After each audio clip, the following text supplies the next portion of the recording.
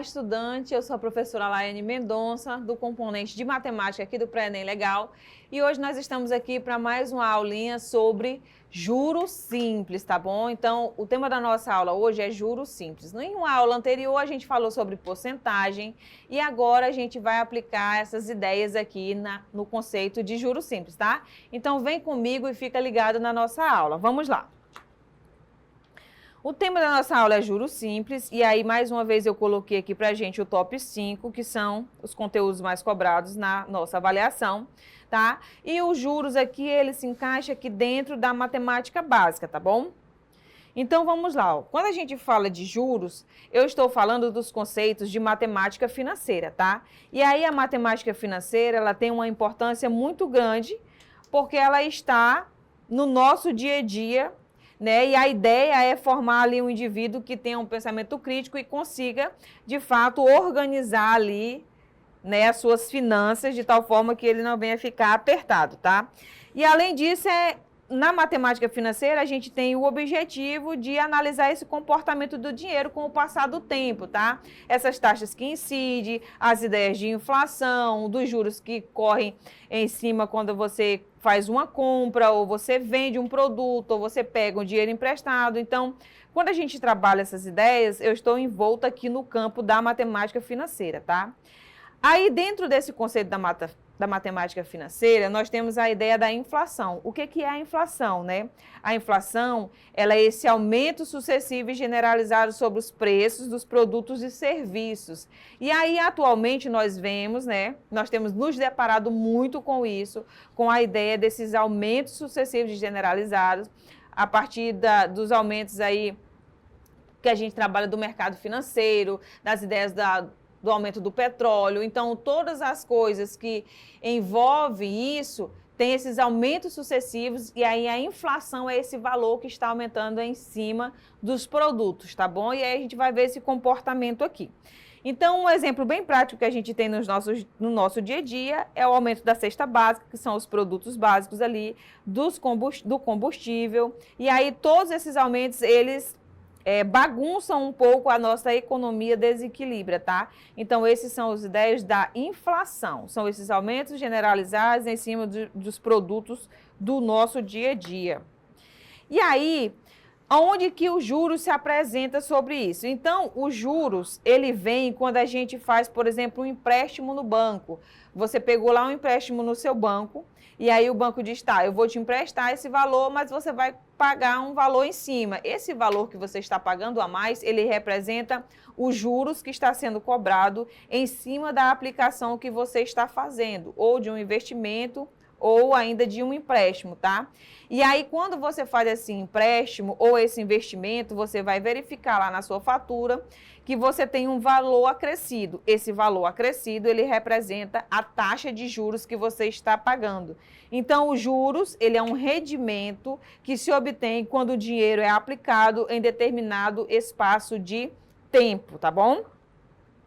Aí nós temos aqui, dentro do conceito de matemática financeira, para trabalhar essas ideias de juros simples e depois de juros compostos, a gente tem alguns termos que a gente usa, tá bom? Vamos conhecer esses termos.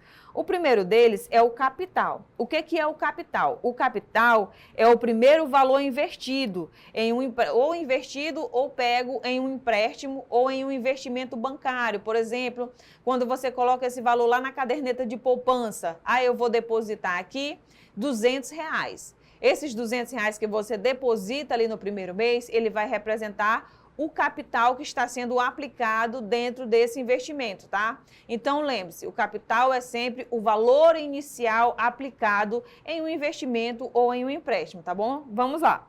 Depois a gente tem a ideia da taxa. O que é essa taxa? A taxa é a porcentagem que está sendo cobrada em cima deste investimento, lá em cima do capital. Então, a taxa, ela é aplicada sobre uma quantia. Essa quantia é o capital inicial investido, tá bom? Depois nós temos o tempo. Quem é o tempo? O tempo é o período que você vai deixar o seu capital empregado. Por exemplo, você depositou um valor lá na sua caderneta de poupança, R$200, e aí eu digo assim, eu vou deixar esses R$200 aqui na minha poupança por 5 meses. Então, esses 5 meses, ele vai representar o tempo que você está fazendo o investimento deste capital, tá? Então, o tempo é o período que você vai deixar esse valor investido ou empregado, beleza? Nós temos ainda os juros. O que é o juro? O juro é esse valor que está rendendo em cima da sua aplicação. Quando você coloca um valor lá na caderneta de poupança, você vai ver que ao final dos 5 meses, se você depositou R$ 200, digamos que tenha lá R$ 210. Esses R$ 10 a mais que está na sua conta, que não foi colocado por você lá, representa os juros, que é o rendimento que ocorreu em cima do valor que você investiu 5 meses atrás, tá? Então, os juros, ele é esse rendimento que vai ser considerado em cima do valor empregado. E, por fim, não menos importante, nós temos o montante. Quem que é o montante? O montante, ele é o valor acumulado. Então, eu costumo dizer que o nosso montante, ele é o valor final, depois do período de tempo que você investiu e dos juros que rendeu em cima desse valor a partir da taxa que estava sendo cobrada. Então, o montante será esse valor final pago depois dos 5 meses de investimento, tá? Então, nós temos o capital inicial, que é o primeiro valor empregado, nós temos a taxa, que é o que está incidindo sobre o valor, o tempo, que é a quantidade de tempo, de meses, anos, que você vai deixar esse dinheiro lá empregado, os juros, que é o valor que está rendendo em cima deste capital que você aplicou, e por fim nós temos o montante, que é o valor final que rendeu depois desse período de tempo. Então, isso são terminologias importantes no conceito de matemática financeira e você vai trabalhar a todo momento com esses valores. E aí você tem que saber identificar quem é cada um deles, tá bom? Vamos lá ver como que isso se aplica. Depois das nossas terminologias, aí nós temos aqui uma seguinte situação, tá? Para a gente ver como que isso se aplica. Ó, diz aqui, Beatriz fez uma aplicação no valor de R$ 4.000, ó. Então, a Beatriz aplicou R$ 4.000 durante 6 meses. Quem é os 6 meses? Ele é o tempo, tá? 6 meses é o tempo, que é aqui no nosso calendáriozinho, ó. Então, os 6 meses é o tempo. Há uma taxa de juros de 0,8% ao mês. Então, a nossa porcentagem aqui, 0,8% ao mês. E eu quero saber quem é o meu montante, ó. Quem é o montante, quem é o valor final, qual o valor final eu vou obter depois desses 6 meses da minha aplicação, tá bom? Então, vamos lá, ó. E aí, uma informação muito importante. Quando você trabalha uma aplicação de juros, o tempo, o nosso tempo aqui, ó, eles têm que estar na mesma unidade de período da nossa taxa. Então, se a nossa taxa tiver, ó, ao mês, o nosso tempo deve estar ao mês. Se a nossa taxa estiver em ano, o nosso tempo deve ser em ano, tá? Então, se as unidades de tempo tiverem diferentes da taxa e do período, você tem que transformar essa unidade, ou para mês ou para ano, mas ela deve estar sempre na mesma unidade de tempo, tá bom? Período e taxa sempre na mesma unidade de tempo. Então, vamos lá. Eu quero saber quanto que isso rendeu depois de 6 meses, né? Então, eu tenho que calcular quanto que é 0,8% de 4.000. Então, 0,8% de 4.000, isso será igual a 0,08 de 4.000. Porque eu faço o quê? 0,8%, isso é 0,8 sobre 100. Aí, se eu estou dividindo 0,8 sobre 100, isso quer dizer que a minha vírgula vai andar para a esquerda quantas casas? Mais 2 casas. E aí, isso vai resultar em 0,008, que é o que a gente tem aqui, ó, 0,08 de 400. Quando você multiplicar isso, eu vou ter aqui R$32. Então, 8% de 4.000 é R$32. Isso significa que a cada mês, a uma taxa de 0,8%, eu vou ter um rendimento de R$32. E aí, agora a gente vai ver ao final dos 6 meses quanto que eu vou ter acumulado. Vamos lá, ó. Então eu tenho aqui, ó, eu investi R$4.000 a uma taxa de 0,8% durante 6 meses. E aí eu sei que a cada mês isso vai render R$32 e eu quero saber ao final qual será o meu montante. Beleza? Então, no primeiro mês, ó, eu tenho os meus 4.000, que é o inicial, mais os juros que rendeu, R$32. Então, vou ter 4.032. No segundo mês, eu tenho R$4.032 mais os 32. Como assim, professora? Aí uma informação importante. O juro simples, ele sempre vai ser calculado em cima do valor inicial. Lembra que o nosso valor inicial, tá aqui, ó, o nosso valor inicial é R$4.000. Então, o juros sempre vai ser calculado aqui, ó, nunca em cima do próximo valor, tá? Os juros, no juros simples, ele sempre será calculado em cima do capital inicial. Então, no segundo mês, eu vou ter 4.032, mais 32, vou ter aqui 4.064. No terceiro mês, eu vou somar mais R$32, então eu vou ter 4.096. No quarto mês, eu vou somar mais R$32, então eu vou ter 4.128. No quinto mês, a mesma coisa. Aí eu vou gerar, esse 4 aqui tá a mais, tá? Aí eu vou gerar o quê? R$4.160. E ao final do sexto mês, eu vou ter R$4.192. Então, bora lá. Ao final de 6 meses, um investimento de R$4.000 a uma taxa de 0,8, rendendo 32 por mês, eu vou ter um montante, ó, de R$4.192, tá bom? Então, Beatriz fez um investimento de 4.000 e ao final dos 6 meses, a Beatriz vai ter o rendimento de R$192. Então, o montante final que ela vai pegar ao final dos meses será R$4.192. Beleza? Vamos lá. Aí eu fiz, ó, como que a gente fez aqui? Eu fiz a continha, você pode montar a tabela, como eu montei aqui a tabela, ou você pode fazer essa conta direto, tá? É lógico que na hora da avaliação você não tem tempo, então você tem que fazer da forma mais rápida e prática. Então, eu vou fazer o quê, ó? Eu sei que a cada mês o meu rendimento rende que a cada mês o meu capital rende R$32, tá bom? Que a cada mês o meu capital rende R$32. Então, ó, tá aqui o rendimento por mês e eu tô aplicando isso há quantos meses? 6 meses. Então, isso eu vou ter o meu capital inicial mais a quantidade de meses que eu estou investindo e o tanto que ele rende por mês. Quando você multiplicar 32 vezes 6, isso vai dar 192. Logo, ao final, eu vou ter, ó, 4.192, que é o rendimento da Beatriz. Então, veja, aqui a gente montou a tabela, que é um processo, e aqui a gente fez uma conta de uma forma mais direta, tá bom? Então, você pode optar por uma forma ou pela outra. A melhor forma é aquela que você compreende e consegue fazer, bom? Então, vamos lá. Em cima desta problemática da Beatriz, agora nós vamos generalizar esse conhecimento. Ali nós estávamos fazendo de uma forma mais conceitual. Agora nós vamos construir uma fórmula que você pode aplicar. Então vamos lá, ó. Como é que a gente pode calcular isso? Como é que eu sei a quantidade de juros que vai render sobre o investimento da Beatriz? Você viu lá que o nosso juros, ó, ele é calculado...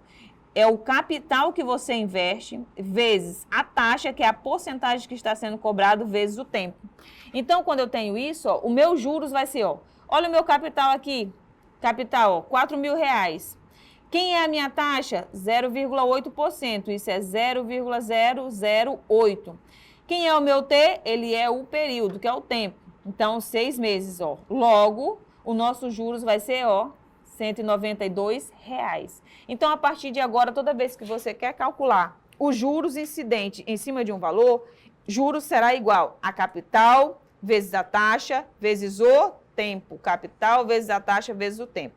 E aí, quem será o montante, que é o valor final? O nosso montante, ele vai ser calculado assim, ó. O nosso montante, que é o valor final, ele é o capital inicial mais o juros. E aí, os juros a gente já calculou aqui, ó. Então, o nosso montante é o capital mais os juros. Isso é o quê, ó? O nosso montante será igual. Quem é o nosso capital? 4.000. Quem era o nosso juros que a gente acabou de calcular? 192. Então, no final, a Beatriz terá um montante de R$4.192. Beleza? Então, a partir de agora, você vai calcular no juros simples. Quem é os juros incidente no valor? capital vezes a taxa vezes o tempo, que é o período, tá? E aí, mais uma vez, o período e a taxa devem estar na mesma unidade de tempo. Se for mês, os dois devem estar em mês. Se for ano, os dois devem estar em ano, tá bom? E aí, o nosso montante, que é o valor final, será calculado agora o capital, que é o valor inicial, mais os juros, que foi o valor incidente sobre esse capital inicial. Beleza? Vamos lá para um exemplo agora, tá bom? Então, esse foi o nosso exemplo. Aí tem um exemplo 1 aqui, ó. Quanto rendeu a quantia de R$ 1.200 aplicada a juros simples com a taxa de 2%, ó, ao mês, no final de 1 ano e 3 meses, ó. Tá vendo que aqui eles estão diferentes? Então, nós vamos fazer o quê? Nós vamos transformar, ó. O nosso capital é 1.200. A nossa taxa, 2%. Isso quer dizer 0,02. Eu já dividi aqui. E o tempo, ó, ele é 1 ano e 6 meses. Mas a nossa taxa, ela tá ao mês. Então, eu vou transformar o tempo, ó. 1 ano tem quantos meses? 12. Então, 12 meses mais 3 meses, isso vai gerar o nosso tempo de 15 meses. E aí, agora é só jogar na nossa fórmula, ó. Quem vai ser o nosso juros? Capital vezes a taxa vezes o tempo. Então, 1.200 vezes 0,02 vezes 15, isso é 360. Logo, um rendimento de 1.200 aplicado por 1 ano e 3 meses a 2% de juros vai render R$360. Aqui o nosso segundo exemplozinho de uma compra de uma bicicleta. Diz assim, ó, Lucas quer comprar uma bicicleta que custa R$1.200, mas ele não tem o dinheiro agora. Ele decide parcelar o pagamento, ó, em 6 meses, a uma taxa de juros de 3% ao mês, ó. Qual será o valor dos juros que Lucas pagará ao final dos 6 meses? Então, a bicicleta custa 1.200. E aí, ele vai pagar em 6 meses a uma taxa de 3%. Eu quero saber quanto que ele vai pagar de juros. Então, vamos lá. Vamos aplicar aqui, ó. Capital, 1.200. A nossa taxa, 0,03. O nosso tempo, 6 meses. Olha a fórmula dos juros aqui, ó. Juros é igual a capital vezes a taxa vezes o tempo.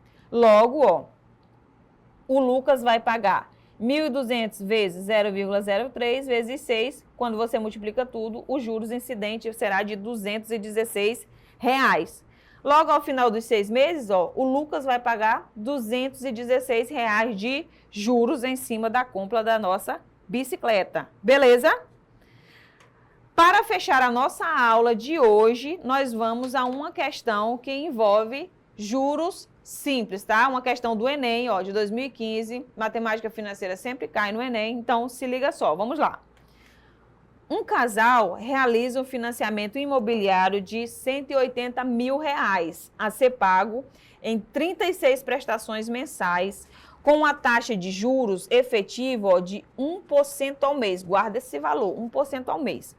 A primeira prestação é paga 1 mês após a liberação dos recursos e o valor da prestação é de R$500. Olha aqui, ó. Isso aqui é importante, de R$500 mais juro de 1% sobre o valor do saldo devedor. Valor devido antes do pagamento. Observe que a cada pagamento o saldo devedor se reduz em R$500. Essa informação é importante para a gente. E considere que não há prestação em atraso. Efetuando o pagamento dessa forma, o valor em reais a ser pago ao banco na 10ª prestação é... O que nós temos aqui? Nós temos o valor do imóvel, a quantidade de prestações que será pago esse imóvel, a taxa de juros que eu estou pagando e o valor da parcela. Mas nós temos uma informação importante, porque ele diz que esse 1%, que é os juros, ele vai ser cobrado em cima do saldo devedor. E eu tenho uma parcela de R$500 por mês, então eu tenho que saber qual é o saldo devedor que ainda me resta lá na 10ª parcela. Vamos lá. Olha o que ele diz. A primeira prestação é paga 1 mês após a liberação dos recursos e o valor da prestação mensal é de 500, ó. R$500 mais 1% de juros do saldo devedor. Então, vamos lá, ó. Na primeira parcela, o que eu vou ter, ó? Eu tenho R$500 da parcela, que ele está dizendo que é paga por mês, mais o 1%, ó, dos 1.800, que é o saldo devedor. Ou seja, o valor total, né? Então, eu vou ter 500 mais 1% de 1.800, isso vai ser 2.300. Você concorda comigo que se na primeira parcela eu estou pagando 2.300, nas demais eu vou pagar menos? Pensa comigo. Se a cada mês eu estou pagando e isso está sendo reduzido, esse saldo devedor, é óbvio que as parcelas seguintes serão menores do que a primeira. Nesse raciocínio, eu poderia eliminar alternativas aqui. Eu poderia eliminar a letra A, eu poderia eliminar a letra B, que é maior do que 2.300. Eu poderia eliminar qual mais? A letra E, que é o próprio 2.300. E aí ficaria para a gente a letra C e a letra D, que é 2.138 e 2.255, que são menores do que a primeira parcela. Agora vamos continuar aqui, ó. Se na primeira parcela eu paguei 2.300, então aqui, ó, no caso da 10ª parcela, quando a gente for pagar a 10ª parcela, eu já terei pago 9 prestações. Mas se as prestações têm um valor fixo, ó, que é o do nosso saldo devedor, a cada mês se reduz R$500, então nós vamos ter o seguinte, ó. Eu vou ter, lá na 10ª prestação, eu vou ter esse 1.800 menos 9 vezes 500. Por que 9 vezes 500? Porque eu já paguei 9 parcelas de R$500. E aí eu quero saber quem será o meu saldo devedor. Se eu já paguei 9 parcelas de R$500, 9 vezes 500, isso é 4.500. E aí eu vou retirar isso de quem? Do meu valor inicial, que seria 180 mil. Então, eu terei um saldo devedor lá na 10ª parcela de R$ 175.500. E aí, agora eu vou calcular qual será o valor da 10ª parcela. Logo, ó, na 10ª parcela eu vou ter o quê? 500, que é o valor fixo da parcela, mais 1% do saldo devedor. Lá na minha 10ª parcela eu tenho um saldo devedor de R$ 175.500. Então, 500 mais 1% de 175 mil, eu vou ter aqui o valor de 2.255. Então, lá na 10ª parcela, eu vou pagar 2.255. Logo, a nossa resposta será a alternativa letra D. Beleza? Vem comigo, estudante. Eu espero que você tenha compreendido essa aula, revisa ela, assiste novamente, preste atenção ali aos questionamentos da questão para você não fazer a alternativa errada. E aqui nós terminamos a nossa aula e eu espero que nós nos encontremos em uma próxima aula. Até mais!